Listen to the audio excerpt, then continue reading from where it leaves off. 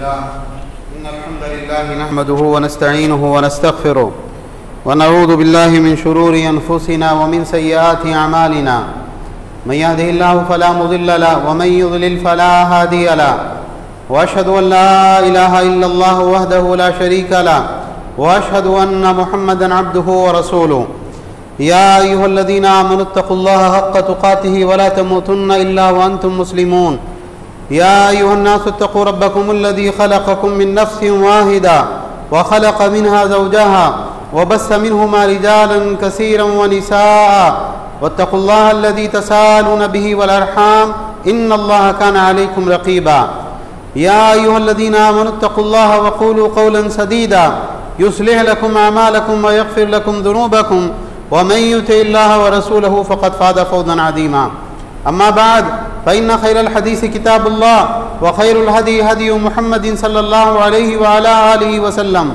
وشر الأمور محدثاتها وكل محدثة بدعة وكل بدعة ضلالة وكل ضلالة في النار قال النبي صلى الله عليه وسلم إن آدم الأيام عند الله يوم النهر ثم يوم القر أو كما قال عليه الصلاة والسلام।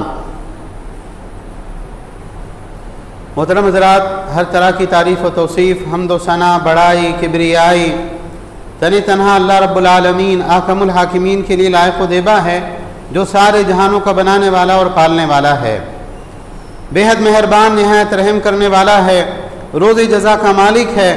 हर तरह का नफ़ा, नुकसान, इज़्ज़त, ज़िल्लत तने तन्हा उसी के हाथ में है। और बेशुमार दुरूद व सलाम का नुज़ूल हो तमाम अंबिया इकराम पर, बिलखुसूस आखिरी नबी और रसूल रहमतुल लिल आलमीन जनाब मोहम्मद रसूलुल्लाह सल्लल्लाहु अलैहि वसल्लम पर। बहरहाल हम्द व सलात के बाद ये ज़ुल्हिज्जा का पहला अशरा है, और इससे पहले खुतबा जुमा में आपने वो हदीस सुनी थी कि अल्लाह के नबी सल्लल्लाहु अलैहि वसल्लम ने फरमाया कि ये साल के सबसे अफजल अय्याम होते हैं, और अल्लाह सुब्हानहु व तआला कभी भी किसी नेक अमल पर इतना अजर अता नहीं फरमाते जितना इन अय्याम में अल्लाह की इबादत करने पर, नेकियां करने पर अजर व सवाब बंदे को अता फरमाते हैं। तो हमारी ये कोशिश होना चाहिए, हमारी ये फ़िक्र होनी चाहिए कि हम इन सातों में, इन घड़ियों में खूब अल्लाह ताला की इबादत करें, खूब दुआएं मांगें, खूब अल्लाह ताला के सामने रो धो कर तौबा इस्तिग़फ़ार करके अपने गुनाहों को अल्लाह सुब्हानहु व तआला से माफ़ करवाएँ। देखिए, अभी ईद उल अज़हा आने वाली है। सुनन नबी दाऊद में हज़रत अनस रज़ी अल्लाह तआला से रिवायत है, और ये रिवायत सुनन नसाई में बल्कि सही मुस्लिम में भी उसकी असल मौजूद है। हज़रत अनस रज़ी अल्लाह तआला कहते हैं कि अल्लाह के नबी सल्लल्लाहु अलैहि वसल्लम जब मदीना तशरीफ़ लाए तो मदीना वालों के 2 दिन मुतय्यन थे साल में, जिन दिनों के अंदर वो एक त्यौहार के तौर पर उनको मनाया करते थे। खूब खेल कूद करते, खूब जो है तफरीह करते, खूब जो है अपना मज़ा लेते। तो 2 दिन जो है साल के अंदर लोगों ने अपनी तरफ से मुकर्रर कर रखे थे। जब अल्लाह के नबी सल्लल्लाहु अलैहि वसल्लम मदीना मुनव्वरा तशरीफ़ लाए तो आप सल्लल्लाहु अलैहि वसल्लम ने पूछा, मा हादानिल यौमान, ये 2 दिन कैसे हैं जिस दिन तुम लोग इस तरह से त्यौहार मनाते हो, खुशियाँ मनाते हो? तो उन्होंने कहा, कुन्ना नलअबु फ़ीही मा फ़िल जाहिलिया, अल्लाह के नबी सल्लल्लाहु अलैहि वसल्लम हम ज़माने जाहिलियत में इन 2 दिनों के अंदर खूब खेल कूद किया करते थे, खूब तफरीह किया करते थे। तो नबी करीम सल्लल्लाहु अलैहि वसल्लम ने क्या फरमाया? आप सल्लल्लाहु अलैहि वसल्लम ने फरमाया, अल्लाह ताला ने इन 2 दिनों को इनसे बेहतर 2 दिनों से तब्दील कर दिया है, और वो 2 बेहतर दिन क्या है? ईद यौमुल अज़हा है और यौमुल फित्र है, कुर्बानी का दिन और ईद उल फित्र का दिन। ये 2 दिन इन दिनों से बेहतर है, और अल्लाह ने इन दिनों को तुम्हारे लिए मुकर्रर किया है कि इन दिनों में तफरीह करो, मज़ा लो, खेल कूद करो, जो करना है करो जायज़ हुदूद में। ये दिन तुम्हारी ईद के, त्यौहार के और खुशी के दिन है। इस हदीस से हमको क्या चीज़ समझ में आती है? ये जो अभी रमज़ान ईद गुजरी है, और अभी जो ईद उल अज़हा आने वाली इतवार के दिन, परसों जो है जो ईद आने वाली है, ये ईदें हमारी अपनी चॉइस नहीं है। हमने अपनी तरफ से ज़रा रिलैक्स होना है, बहुत थक गए, बहुत काम कर लिए, तो अब ज़रा मज़ा करेंगे, आराम करेंगे, खाएंगे पिएंगे, ये हमारी चॉइस है नहीं। ये किसकी चॉइस है?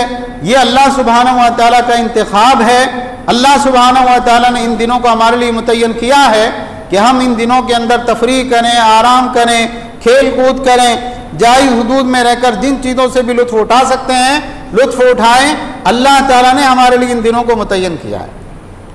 ईद उल फित्र तो 1 दिन की होती है और ईद उल अज़हा 4 दिन की होती है। अय्यामुत तशरीक, जिसके बारे में अल्लाह के नबी सल्लल्लाहु अलैहि वसल्लम ने फरमाया कि अय्याम तशरीक अल्लाह का जिक्र करने और खाने पीने के दिन है, मज़े करने के दिन है। तो कमाल की बात यह है कि इन दिनों के अंदर आप जो भी जायज़ तफरीह करते हैं, अल्लाह के नबी सल्लल्लाहु अलैहि वसल्लम के ज़माने में क्या होता था, हबशी लोग खेल दिखाया करते थे, तलवार से, नेज़ों से आपस में खेला करते थे। मस्जिद के सहन में इस तरह के खेल हुआ करते थे। तो आप खाते हैं, पीते हैं, कहीं घूमने के लिए, सैर व तफरीह करने के लिए जाते हैं, जायज़ हुदूद में जो चीज़ें खुशियाँ आप मना सकते हैं इन दिनों के अंदर, अल्लाह ताला हर चीज़ के ऊपर आपको सवाब अता करेगा। क्यों? अल्लाह ने आपके लिए इन चीज़ों को चुना है। आप इन चीज़ों को इख्तियार करके अल्लाह की मर्ज़ी पर राज़ी हैं तो आपकी हर चीज़ पर आपको इन दिनों में सवाब मिलेगा। अल्लाह के नबी सल्लल्लाहु अलैहि वसल्लम के ज़माने में हज़रत अबू बकर रज़ी अल्लाह तआला ईद के दिन अल्लाह के नबी सल्लल्लाहु अलैहि वसल्लम के घर में दाखिल हुए तो देखा कि 2 छोटी बच्चियाँ थीं, वो अशार पढ़ रही थी अल्लाह के नबी सल्लल्लाहु अलैहि वसल्लम के घर में बैठ के। हज़रत अबू बकर रज़ी अल्लाह तआला ने डांटा और कहा, अल्लाह के नबी के घर में अशार पढ़ रही हो।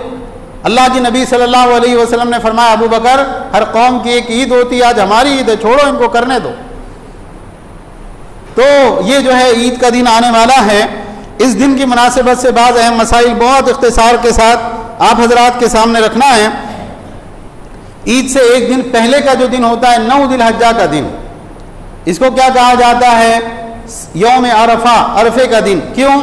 इसलिए कि हाजी इस दिन जो है अरफात के मैदान में जमा होते हैं, जब वहाँ के एतबार से 9 ज़िलहज्जा होती है। तो यहाँ ये बात याद रखना चाहिए कि यौम अरफा जो कहा जाता है, हाजियों की जमा होने की मुनासिबत से 9 ज़िलहज्जा की तारीख का नाम यौम अरफा है। जब वहाँ पर जो है 9 ज़िलहज्जा होगी, जैसे आज वहाँ पर है तो वहाँ पर यौम अरफा आज है, और 9 ज़िलहज्जा जब हिंदुस्तान में होगी तो ऐसी सूरत में क्या होगा, यहाँ पर यौम अरफा उसको कहा जाएगा। इसलिए कि यौम अरफा का जो यानी उसका जो नाम रखा गया उस मुनासिबत से नाम रख दिया गया। अब वहाँ के एतबार से वहाँ की 9 तारीख और यहाँ के एतबार से यहाँ की 9 तारीख। इस दिन क्या करना है? इस दिन अल्लाह के लिए रोज़ा रखना है। और इसकी फजीलत क्या है? रसूलुल्लाह सल्लल्लाहु अलैहि वसल्लम ने इरशाद फरमाया, सियाम यौम अरफा, अरफे के दिन का रोज़ा, अहतसिबु अलल्लाहि अन युकफ्फिर सनत अल्लती क़ब्लहु वल्लती बादहु, मैं अल्लाह से पूरी उम्मीद रखता हूँ इस बात की कि अल्लाह ताला इसकी वजह से 1 साल पहले के और 1 साल बाद के गुनाहों को माफ़ फरमा देते हैं। अल्लाह अकबर। आप गौर करें इस बात में, यहाँ पर यह बात याद रखें कि इससे मुराद हुकूकुल इबाद नहीं, बंदे का कोई हक आपके ज़िम्मे है, जब तक वो बंदा माफ़ नहीं कर देता किसी भी अमल से बंदे का हक माफ़ हो ही नहीं सकता है। और इससे मुराद कबीरा गुनाह भी नहीं है, इसलिए कि कबीरा गुनाहों के बारे में जहाँ कहीं किताब व सुन्नत में बताया गया वहाँ पर जो है ये उसकी शर्त लगाई गई, इल्ला मन ताबा, सिवाय उसके जो इंसान तौबा करे अल्लाह से सच्ची तौबा। तो कबीरा गुनाह या तो तौबा से माफ़ होते हैं, या इस्लाम कबूल करने से माफ़ होते हैं, या बिल्कुल जो है इंसान इखलास के साथ हज व उम्रा करे तो वो ऐसे वहाँ से पाक साफ होकर आता है जैसे माँ के पेट से अभी पैदा हुआ है, या हिजरत की बुनियाद पे माफ़ होते हैं। उसके अलावा कबीरा गुनाह माफ़ नहीं होते। यहाँ मुराद सगीरा गुनाह हैं, और सगीरा गुनाह जो कहा जाता है ना, ये कबीरा के मुकाबले में कहा जाता है, वरना सगीरा गुनाह भी कोई मामूली नहीं होते। एक जगह पेट्रोल का बहुत सारा ज़ख़ीरा रखा हुआ हो और एक आदमी क्या करे, सिगरेट जलाए और सिगरेट जला के फेंक दे, क्या होगा? इतनी सी चिंगारी थी लेकिन पूरे जो है उसको आग लगा देने के लिए काफ़ी है। तो इंसान जो है बेएहतियाती के साथ और बिल्कुल जो है हल्का और मामूली समझते हुए एक सगीरा गुनाह अगर करता है तो एक सगीरा गुनाह उसको जहन्नम में ले जाने के लिए बहुत काफ़ी है। तो इसलिए कितने साल के गुनाह माफ़ होते हैं? 2 साल के गुनाह बंदे के माफ़ हो जाते हैं इस रोज़ा रखने की वजह से। जो 9 ज़िलहज्जा को रखा जाता है हमारे यहाँ, कल रखा जाएगा, तो बहुत एहतमाम के साथ जो इस रोज़े को रखना चाहिए। बहुत सारे हमारे भाई यहाँ पर एक बहस करते हैं, मैं बहुत लंबी बात नहीं करूँगा, इख्तिसार के साथ। बोले अल्लाह के नबी सल्लल्लाहु अलैहि वसल्लम ने क्या कहा, यौम अरफा का रोज़ा। यौम अरफा वहाँ पर का कब है? आज है। तो आज का रोज़ा रखना चाहिए था, इसलिए कि हाजी आज अरफात में होते हैं। देखिए अल्लाह ताला ने कोई हुक्म ऐसा नहीं दिया जो इंसान की ताकत से बाहर हो। जब रमज़ान का हुक्म दिया तो रमज़ान के बारे में ये बताया कि चांद देखो और चांद देखकर महीनों को शुमार करो। जब चांद नज़र आए तो फिर रमज़ान के रोज़े रखो। चांद नज़र नहीं आया 30 शाबान पूरे करो, उसके बाद में रमज़ान के रोज़े रखो। 5 वक्ता नमाजों का हमको हुक्म दिया गया, तो 5 वक्ता नमाजों के अंदर वक्त की जो है पूरी वजाहत की गई। फजर कब होती है? जब सुबह सादिक तुलू हो। ज़ोहर का वक्त कब शुरू होता है? जब साए इस तरह से जो है पहुँच जाए। असर का वक्त कब शुरू होता है? जब जो है साया एक मिसल हो जाए। मगरिब का वक्त कब होता है? जब गुरूब आफ्ताब हो जाए। इशा का वक्त कब होता है? जब शफक गायब हो जाए। सारी चीज़ें अल्लाह उसके रसूल ने वजाहत के साथ बयान की। अगर आप ये कहते हैं कि यौम अरफा का रोज़ा वहाँ के हिसाब से रखा जाएगा, सवाल ये है कि अल्लाह के नबी सल्लल्लाहु अलैहि वसल्लम के ज़माने से लेकर आज से 50 साल पहले तक सारी दुनिया के रहने वाले मुसलमानों के पास में कौन सा ज़रिया ऐसा था जिसके ज़रिए से वो मालूम करते कि हाजी अरफात के मैदान में कब जमा हो रहे हैं? सऊदीया में चांद कब नज़र आया? कोई फरिश्ता आके बता जाता था, जिब्रील अलैहिस्सलाम आके ऐलान करते थे बस्ती में, लोगों फलां तारीख को जो है वहाँ पर चांद नज़र आया है, इस हिसाब से हाजी वहाँ पर उस वक्त में जमा हो गए, तो तुमको फलां वक्त के अंदर रोज़ा रखना चाहिए। तो अरफे का रोज़ा जो है वो 9 ज़िलहज्जा का रोज़ा है। जहाँ कहीं आप होंगे वहाँ के एतबार से अल्लाह ताला आपको वो फजीलत अता करेगा। जैसे शब कद्र सारी दुनिया के मुसलमानों को मिलती है, हालांकि जब सऊदी अरबिया के अंदर शब कद्र होती है तो बहुत से ममालिक में दिन होता है, लेकिन जब वहाँ पे रात होती है अल्लाह ताला उनको भी शब कद्र का सवाब और फजीलतें और बरकतें अता फरमाता है। तो अरफे का रोज़ा हम रखें, 2 साल के गुनाह इसकी वजह से माफ़ होते हैं। और अल्लाह ताला सबसे ज़्यादा जहन्नम से आज़ादी बंदों को अरफे के दिन अता फरमाते हैं, सबसे ज़्यादा। और अल्लाह ताला बंदों के करीब होता है और फरिश्तों से कहता है, फ़ख्र फरमाते हुए, देखो मेरे बंदे क्या चाहते हैं, क्या क्या उम्मीद लेके आए। और अल्लाह के नबी सल्लल्लाहु अलैहि वसल्लम ने फरमाया, खैरुद्दुआई दुआ यौम अरफा, सबसे बेहतर दुआ अरफे के दिन की दुआ है। व खैरु मा क़ुल्तु अना वन्नबिय्यूना मिन क़ब्ली, और सबसे बेहतर बात जो मैंने और मुझसे पहले अंबिया ने कही है, ला इलाहा इल्लल्लाहु वहदा ला शरीका लहु लहुल मुल्कु व लहुल हम्दु व हुवा अला कुल्ली शैइन क़दीर।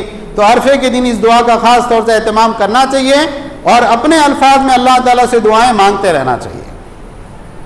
सबसे ज़्यादा अल्लाह ताला जहन्नम की आग से आज़ादी अता फरमा रहा है। सबसे ज़्यादा मतलब कितने? अल्लाह ताला का पैमाना क्या है?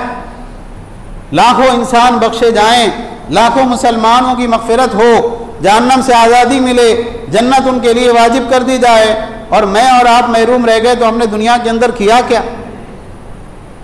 और सारे लोगों को अल्लाह ताला माफ़ करेगा। और अगर हम सच्चे दिल के साथ अल्लाह से तौबा इस्तिग़फ़ार करेंगे, गुनाहों पर नदामत का इजहार करेंगे और अल्लाह से जहन्नम की आग से आज़ादी और जन्नत का सवाल करेंगे, अल्लाह ताला हमको क्यों नहीं देगा? मसला ये होता है कि इंसान बड़ी जो है बेदिली के साथ में इन मुबारक अय्याम को गुजार देता है और उसको एक बार अल्लाह के सामने अल्लाह से जन्नत मांगने की तौफीक नहीं होती। तो बहरहाल अरफे का रोज़ा रखना है। उसके बाद में अच्छा एक अमल जो अरफे के दिन शुरू होता है वो क्या है? तकबीरात तो इन दिनों के अंदर वैसे ही पढ़ते रहना मुस्तहब है। अल्लाहु अकबर ला इलाहा इल्लल्लाह वल्लाहु अकबर वलिल्लाहिल हम्द। लेकिन अरफे के दिन की फजर से, यानी कल सुबह फजर से हमारे यहाँ 13 ज़िलहज्जा की असर तक सहाबा में से किबार सहाबा से यह अमल साबित है, जिनमें हज़रत उमर रज़ी अल्लाह तआला अन्हु हैं, हज़रत अली रज़ी अल्लाह तआला अन्हु हैं, हज़रत अब्दुल्लाह इब्न अब्बास रज़ी अल्लाह तआला अन्हु हैं, हज़रत अब्दुल्लाह इब्न मसूद रज़ी अल्लाह तआला अन्हु हैं, और भी बहुत से सहाबा का नाम शेख अलबानी रहमहुल्लाह ने इरवाउल गलील में जिक्र किया है। वो लोग क्या करते थे?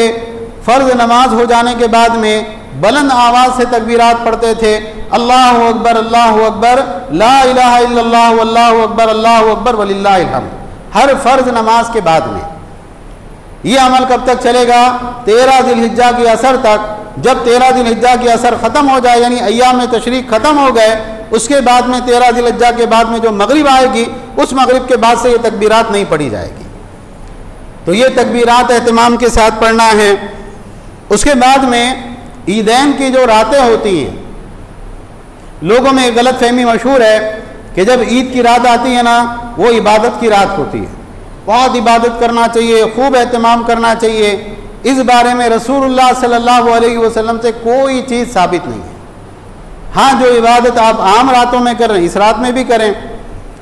तो बहरहाल ईदैन की रात गुजर जाए, उसके बाद में जब अगला दिन निकले, ईद के दिन की सुबह, जिसके बारे में अल्लाह के नबी सल्लल्लाहु अलैहि वसल्लम ने फरमाया, अल्लाह के नज़दीक सबसे अजीम तरीन दिन जो है वो कौन सा दिन है? यौमुन नहर है, और उसके बाद में 11 ज़िलहिज्जा है। इस दिन के अंदर आप क्या करेंगे? फजर की नमाज जमात के साथ पढ़ेंगे। उसके बाद में ईद की नमाज पढ़ने के लिए आएंगे। ईद की नमाज का वक्त क्या होना चाहिए? हज़रत अब्दुल्लाह इब्न बुस रज़ी अल्लाह तआला अन्हु, जो अल्लाह के नबी सल्लल्लाहु अलैहि वसल्लम के सहाबी हैं, रावी कहते हैं कि ये ईद उल फित्र या ईद उल अज़हा के मौके पर ये आए लोगों के साथ नमाज पढ़ने के लिए। तो उन्होंने इमाम के ताख़ीर करने पर उन्होंने नाराज़गी का इजहार किया, भाई अभी इतनी ताख़ीर कर रहे हो। कहा अल्लाह के नबी सल्लल्लाहु अलैहि वसल्लम के ज़माने में तो ये वक्त में हम नमाज पढ़ के फारिग हो जाया करते थे।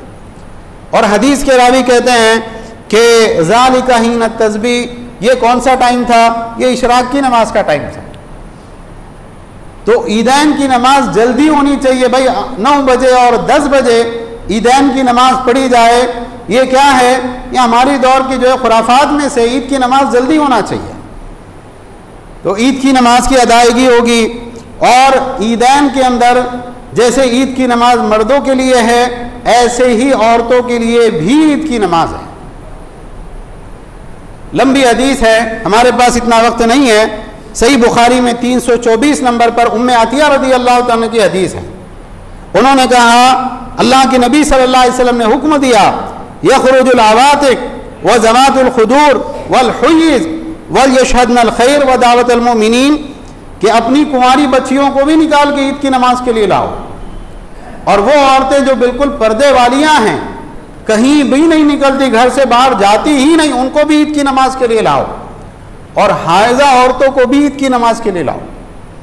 वो औरत जिसके ऊपर अभी नमाज नहीं, उसने भी आना चाहिए। और उनको क्या करना चाहिए?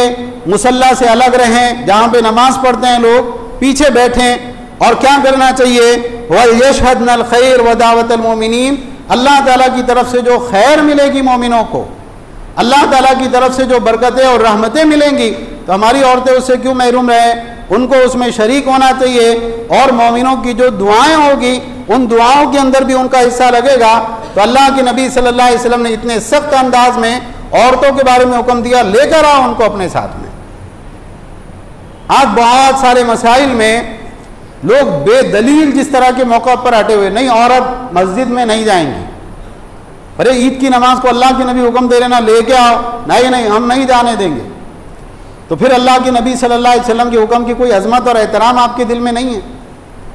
अगर अल्लाह के नबी सल्लल्लाहु अलैहि वसल्लम के हुक्म की अजमत और एहतराम होता, आप लेके आते हदीस की सबसे सही किताब में, बल्कि कई किताबों में ये हुक्म मौजूद है। और अल्लाह के नबी सल्लल्लाहु अलैहि वसल्लम ताकीद कर रहे, लेके आओ, कुंवारी बच्चियों को भी लाओ, पर्दे वालियों को भी लाओ, हाइजा औरतों को भी लाओ।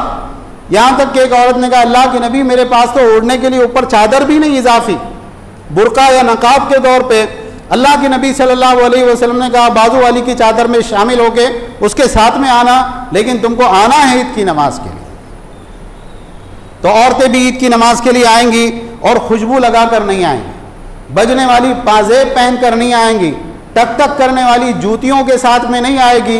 बिल्कुल सादा कपड़े में हिजाब और बुर्के की पाबंदी करके ईद की नमाज के लिए आएंगी और मोमिनों की दुआओं में और अल्लाह ताला की तरफ से नाजिल करदा खैर के अंदर वो शरीक रहेंगी। बहरहाल ईद की नमाज आपने पढ़ ली, उसके बाद में ज़बीहा करने का मसला आता है। तो ये बात याद रखें, अल्लाह के नबी सल्लल्लाहु अलैहि वसल्लम की हदीस है, शद्दाद इब्न औस रज़ी अल्लाह तआला इस हदीस के रावी हैं, कहा अल्लाह के नबी सल्लल्लाहु अलैहि वसल्लम ने फरमाया इन्नल्लाह कतबल एहसान अला कुल्ली शै, अल्लाह ताला ने हर चीज़ में एहसान फ़र्ज किया है। किसी भी काम को खैर व खूबी के साथ करना, भलाई के साथ करना। फ़ैज़ा क़तलतुम फ़अहसिनुल क़ितला, जब मैदान जंग में या जो है क़सास के मौके पर तुम किसी को कत्ल करो, बहुत अच्छे तरीके से कत्ल करो, बग़ैर तकलीफ़ दिए, बग़ैर तड़पाए, आराम से उसको कत्ल करो। और आप सल्लल्लाहु अलैहि वसल्लम ने फरमाया वइज़ा ज़बहतुम फ़अहसिनुज़ ज़िबहा, जब तुम ज़ुबा करो तो बहुत अच्छी तरीके से ज़ुबा करो, और तुम में से हर एक को अपनी छुरी तेज रखना चाहिए और ज़बीहे को राहत देना चाहिए। एक मरतबा अल्लाह के नबी सल्लल्लाहु अलैहि वसल्लम निकले तो देखा कि एक आदमी ने बकरी को लिटा रखा है, उसके ऊपर पैर रखा हुआ है और उसके सामने पत्थर पे छुरी को घस के तेज़ कर रहा है। तो अल्लाह के नबी सल्लल्लाहु अलैहि वसल्लम ने फरमाया तो इसको 2 बार मारना चाहता है, तूने पहले छुरी क्यों नहीं तेज़ की? यानी एक तो उसको तकलीफ़ है कि जान जाने वाली है, और तो उसकी आंखों के सामने छुरी तेज़ कर रहा है, ये उसको दोहरी तकलीफ़ तो पहुँचा रहा है। तो बहुत सी मरतबा ये होता है कि क़ुरबानी के जानवर जब ज़ुबा किए जाते हैं तो क्या होता है, बहुत सख्ती का मामला उनके साथ में किया जाता है। बाद मरतबा छुरियाँ कुंद होती है ऐन वक्त पर, बाद मरतबा ये होता है कि भाई कई जानवर हैं, 1 2 3, आज इसकी क़ुरबानी है, कल उसकी क़ुरबानी है, वो जानवर सामने बंधा हुआ होता है और उसके सामने जानवर को गिरा के ज़ुबा करना शुरू कर देते हैं। ये जायज़ नहीं है, इस्लाम के अंदर इससे बचना चाहिए। और एक मसला क्या आता है, कसाई चूँकि बहुत जल्दी में होते हैं, अरे और भी फलां का भी लिया हुआ है मामला, फलां से भी जो है बात हुई हुई है, तो वो ज़ुबा करा और ज़ुबा करने के बाद में भी जानवर ठंडा नहीं हुआ कि वो छुरी चला के उसको काटना शुरू कर देते हैं। ये भी गुनाह की बात है, ये जायज़ नहीं है। उसको ठंडा होने देना चाहिए, जब उसकी जान निकल जाए उसके बाद में फिर जो है उसको ज़ुबा कर, उसको चीरना चाहिए, उसको काटना चाहिए और उसके हिस्से करना चाहिए। एक बेदलील मसाला जो क़ुरबानी के अय्याम में अक्सर जो है घूमता रहता है, वो क्या है कि भाई एक अमीर आदमी ने जानवर ख़रीदा और जानवर ख़रीदने के बाद में क्या हुआ, जानवर चोरी हो गया या भाग गया। तो बोले उसके ऊपर क़ुरबानी नहीं, उसने ख़रीद लिया था ना जानवर, गया तो गया। अच्छा, एक गरीब आदमी था जिसकी इस्तिताअत नहीं थी, उसने भी क्या किया, जानवर ख़रीदा, किसी से कर्ज लेके, उधार लेके, घर की कोई चीज़ बेच के। अब उसके बाद में उसका जानवर चोरी हो गया या भाग गया, बोले नहीं अभी इसको डबल से लाना पड़ेगा। तो ये ऐसा बेदलील मसला है जिसकी कोई दलील किताब व सुन्नत में मौजूद नहीं है। हमने इससे पहले जिक्र किया था कि क़ुरबानी सुन्नत है अल्लाह के नबी सल्लल्लाहु अलैहि वसल्लम की। अगर एक आदमी का जानवर भाग गया, चोरी हो गया, अल्लाह ने ताकत दी है, ठीक है, दूसरा जानवर ला के ज़ुबा करें। और अगर उसकी ताकत ही नहीं है तो ला युकल्लिफुल्लाहु नफ्सन इल्ला वुसअहा, अल्लाह किसी को उसकी ताकत से ज़्यादा का मुकल्लफ नहीं बनाते हैं। जब आप जानवर के गोश्त की तकसीम करें तो ये एक बेदलील अमल है कि जानवर के गोश्त के बराबर बराबर 3 हिस्से होने चाहिए। अल्लाह ने क्या कहा क़ुरबानी के जानवर के गोश्त की तकसीम के बारे में? सूरह हज उठा के आप देखें, सूरह हज आयत नंबर 36, कुरान में और दूसरे मकामात पर भी इस तरह की आयत मौजूद है। अल्लाह ने कहा फ़कुलू मिन्हा वअतइमुल क़ानिअ वल मुअतर कज़ालिक सख़्ख़रनाहा लकुम लअल्लकुम तशकुरून, तुम कुर्बानी के जानवरों का गोश्त खुद भी खाओ और जो कनात करने वाला है, कनात करने वाले के माना क्या है, बहुत मोहताज है, गरीब है, ज़रूरतमंद है, लेकिन मांगने नहीं जाता किसी के घर पे। आपको मालूम है इस आदमी के हालात बराबर चल नहीं रहे, इसके लिए उसने कुर्बानी का जानवर भी नहीं ख़रीदा है। तो अल्लाह ने कहा पहले ले जाके उसको दो, खुद भी खाओ और ऐसे लोगों को कुर्बानी के गोश्त में से हिस्सा दो। वल मुअतर, और वो आदमी जो मांगता है लोगों से, अरे आपके यहाँ कुर्बानी हुई कि ज़रा दो, हमारे यहाँ मांगने वाले बहुत सारे लोग घूमते रहते हैं, तो ऐसे लोगों को भी दिया जाए। अल्लाह ने कहा हमने इस तरह जानवरों को तुम्हारे लिए मुसख्खर किया है लअल्लकुम तशकुरून, ताकि तुम अल्लाह के शुक्रगुजार बंदे बन जाओ। तो सिर्फ खाना ही नहीं है, खाने के बाद में अल्लाह का शुक्र भी अदा करना है। और अल्लाह के शुक्र का सबसे करीबी अमल कौन सा होता है? ज़ोहर की नमाज जमात के साथ पढ़ना होता है। तो ख़ुद भी खाएं। अल्लाह के नबी सल्लल्लाहु अलैहि वसल्लम ने हज्जतुल विदा के मौके पर 100 ऊँट कुर्बान किए सिर्फ अपनी तरफ से, और जो आपकी बीवियाँ थी अज़वाज मुतहरात, उनकी तरफ से अल्लाह के नबी सल्लल्लाहु अलैहि वसल्लम ने गायें ज़ुबा की। तो अल्लाह के नबी सल्लल्लाहु अलैहि वसल्लम ने 63 ऊँट अपने हाथ से नार किए। आप आगे बढ़ते और आपके आगे बढ़ने से ज़्यादा ऊँट बेताबी के साथ आपकी तरफ बढ़ते, ताकि अल्लाह के नबी सल्लल्लाहु अलैहि वसल्लम उनको नहर करें। तो 63 ऊँट अल्लाह के नबी सल्लल्लाहु अलैहि वसल्लम ने नहर किए। इससे एक बात ये भी मालूम होती है कि कुर्बानी का अमल इसराफ नहीं है। जो बहुत सारे लोग धोखा देते हैं, मुगालता देते हैं, अरे इतना पैसा गरीबों को दे दो। जो कुर्बानियाँ करते हैं वो गरीबों को भी देते हैं, और जो कुर्बानियाँ नहीं करते, कंजूसी करते, वो गरीबों को भी कुछ नहीं देते हैं। तो अल्लाह के नबी सल्लल्लाहु अलैहि वसल्लम ने 63 ऊँट अपने हाथ से नहर किए। उसके बाद बकिया ऊँट हज़रत अली रज़ी अल्लाह तआला अन्हु ने अपने हाथ से जो है नहर किए। ऐसे 100 ऊँट अल्लाह के नबी सल्लल्लाहु अलैहि वसल्लम ने कुर्बान किए। तो हर ऊँट में से गोश्त का एक टुकड़ा काटा गया और उसके बाद एक बड़े भगोने में, एक बड़े बर्तन में उसको जोश दिया गया, उसका शोरबा बनाया गया और अल्लाह के नबी सल्लल्लाहु अलैहि वसल्लम ने उसमें से कुछ बोटियां खाई और आप सल्लल्लाहु अलैहि वसल्लम ने उस शोरबे को पिया। क्यों? ताकि ये सारे जानवर जो आपने ज़ुबह किए हैं, सारे जानवर जो अल्लाह के लिए कुर्बान किए हैं, उसमें का कुछ ना कुछ हिस्सा आप खा लें, तनावुल फरमा लें। इससे मालूम हुआ कि कुर्बानी का गोश्त खाने की अपनी अहमियत है, आपको खुद भी खाना चाहिए। और आप सल्लल्लाहु अलैहि वसल्लम इसके बाद में जो है जो बकिया जो है गोश्त बचता है, यानी आपने खुद अपना खाया, उसके बाद में जो गुरबा और मसाकीन है उनको भी आप दे, रिश्तेदारों को भी खिलाएं। लेकिन उसमें ऐसा कोई मुतय्यन नहीं है कि ये बराबर बराबर हिस्से होने चाहिए। जितने हिस्से पर सदक़े का इतलाक होता है उतना हिस्सा आपने गरीब को दे दिए, वो अमल अदा हो गया। अब ये आपके हालात, आपकी मसलियत के ऊपर है। रिश्तेदार बहुत ज़्यादा आए हुए हैं, तो रिश्तेदारों को छोड़कर गरीबों में बांट देना सही नहीं है। उनको खिलाइए आप रिश्तेदारों को जो जमा है आपके घर में। और अगर यह है कि भाई इंसान को खुद ज़रूरत नहीं है, वो सारा जानवर उठा के, थोड़ा बहुत खा के सारा जानवर उठा के सदका कर दे, कोई मसला उसके अंदर नहीं है। तो ये कुर्बानियों के गोश्त की तकसीम है। एक आखिरी बात जो इस सिलसिले में कहनी है, सुनन अबी दाऊद में 2795 नंबर की हदीस है। इसको अल्लामा अलबानी रहमतुल्लाह ने सही कहा है। इसके और भी कई शवाहिद जो है कुतुब हदीस में मौजूद हैं। जाबिर इब्न अब्दुल्लाह रज़ी अल्लाह तआला कहते हैं, ज़बह नबी सल्लल्लाहु अलैहि वसल्लम कबशैन, अल्लाह के नबी सल्लल्लाहु अलैहि वसल्लम ने 2 मेढे ज़ुबा किए, अक़रनैन अमलहैन मौजूअैन, जो सींगों वाले थे और चित कबरे थे। अल्लाह के नबी सल्लल्लाहु अलैहि वसल्लम को किस तरह का जानवर ज़ुबा करना पसंद था? जो चित कबरा हो, काला और सफ़ेद, जो बड़ा खूबसूरत लगता है जानवर देखने में। और आप सल्लल्लाहु अलैहि वसल्लम ने अक्सर व बेशतर मेंढों की कुर्बानी की है। तो आपने इस तरह के मेंढे ज़ुबा किए और खस्सी जानवर थे। इससे मालूम हुआ कि खस्सी जानवर की कुर्बानी जायज़ है, खस्सी होना जानवर का ऐब नहीं है। तो आपने ये जानवरों को ज़ुबा किया। फलम्मा वज्जहाहुमा, जब आपने उन जानवरों को लिटाया क़िबला रुख, तो अल्लाह के नबी सल्लल्लाहु अलैहि वसल्लम ने दुआ मांगी, इन्नी वज्जहतु वजहिया लिल्लज़ी फ़तरस समावाति वल अर्ज़ हनीफ़ा वमा अना मिनल मुशरिकीन इन्ना सलाती व नुसुकी व महयाय व ममाती लिल्लाहि रब्बिल आलमीन ला शरीका लहू व बिज़ालिका उमिरतु व अना मिनल मुस्लिमीन। मैंने अपना चेहरा उस ज़ात की तरफ कर दिया जो आसमानों और ज़मीन का पैदा करने वाला है, और मैं हनीफ हूँ, मैं मुशरिकों में से नहीं। क्या चल रहा है? कुर्बानी का अमल चल रहा है। और वहाँ पर क्या तालीम दी जा रही? सारी उम्मत को अल्लाह के नबी सल्लल्लाहु अलैहि वसल्लम के ज़रिए तुमको यहाँ पर इकरार करना है हम अल्लाह वाले हैं, गैरुल्लाह वाले नहीं हैं।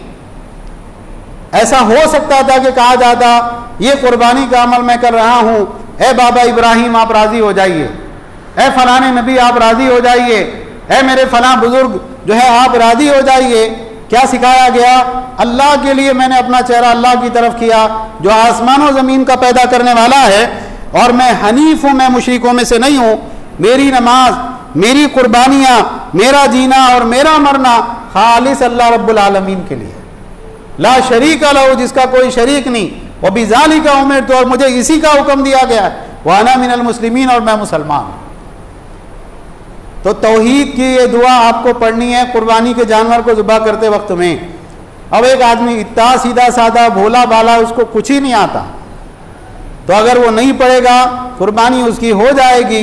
लेकिन सुन्नत अफजल और बेहतर ये है कि आप इस दुआ को याद करें और इस दुआ को कुर्बानी करने से पहले आप पढ़ें। उसके बाद अल्लाह के नबी सल्लल्लाहु अलैहि वसल्लम ने फरमाया, अल्लाहुम्मा मिनका व लका, अल्लाह तूने दिया था और ये मैं तेरे ही लिए ज़ुबा कर रहा हूँ। अन मोहम्मद व उम्मती ही, मोहम्मद सल्लल्लाहु अलैहि वसल्लम और उनकी उम्मत की जानिब से इस कुर्बानी को कबूल फरमा। तो आप क्या कहेंगे? आप अपना नाम लेंगे। जैसे किसी का नाम अब्दुल्लाह है या अब्दुर्रहमान है, तो वो कहेगा अल्लाह अब्दुर्रहमान और उसके सारे घर वालों की जानिब से इस जानवर को कबूल फरमा। और उसके बाद में बिस्मिल्लाह अल्लाहु अकबर आपने कहा और उसके बाद आपने छुरी चलाई और उस जानवर को आप सल्लल्लाहु अलैहि वसल्लम ने ज़ुबा किया। तो बहरहाल ये कुर्बानी के ताल्लुक से अहम मसाइल हैं। यहाँ एक बात याद रखें, मैं आखिरी बात कह के अपनी बात को ख़त्म कर रहा हूँ। इस तरह के मैसेजेस व्हाट्सएप पे चल रहे हैं, बेनमाजी का ज़बिया अल्लाह ताला कबूल नहीं करता। याद रखें इस बात को, नमाज बहुत ज़रूरी है। इंसान को 5 वक्ता नमाज़ों का पाबंद होना चाहिए। बेनमाजी होना इस्लाम में सबसे बड़ा ऐब है। लेकिन हम जिस खराबी में और जिस फसाद के वक्त में जी रहे हैं, जिस खराबी के अंदर लोग मुब्तला हैं, जब आप ये कहेंगे बेनमाजी का ज़बिया कबूल नहीं होता, वो आदमी क्या करेगा? वो नमाज शुरू नहीं करेगा।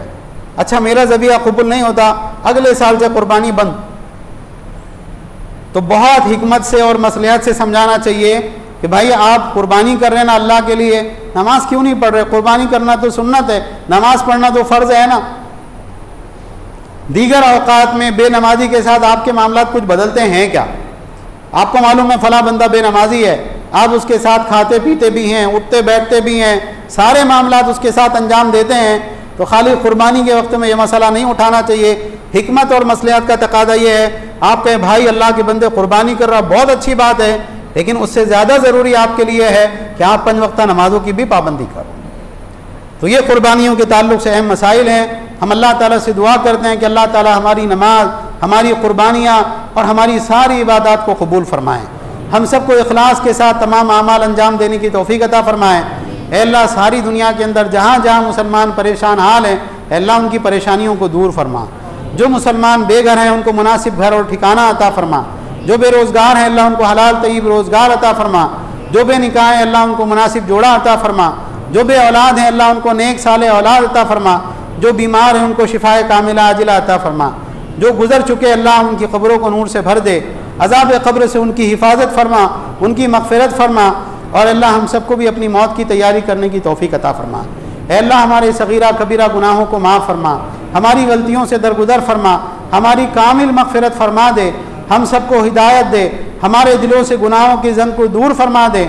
ऐ अल्लाह हम सबको अपनी इस्लाह करने की तौफ़ीक अता फरमा। आमीन व आखिरु दावाना अनिल हम्दुलिल्लाहि रब्बिल आलमीन।